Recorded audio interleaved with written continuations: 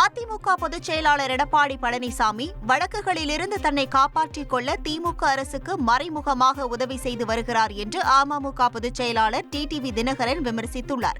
ஆண்டிப்பட்டியில் செய்தியாளர்களுக்கு பேட்டியளித்த அவர், இதே நிலை நீடித்தால் 2026 சட்டமன்ற தேர்தலுக்கு பின் எடப்பாடி பழனிசாமி அதிமுகவுக்கு மூடுவிழா நடத்திவிடுவார் என்றும் தெரிவித்தார். வழக்குகளிலிருந்து திமுக அரசிடம் தன்னை காப்பாற்றிக் கொள்வதற்காக திமுகவிற்கு மறைமுகமாக இரட்டை இலையை உதவி செய்கின்ற விதமாக தன்னை காப்பாற்றிக் கொள்வதற்காக அந்த மாபெரும் இயக்கம் பயன்படுத்தப்பட்டு வருகிறது என்கிறது.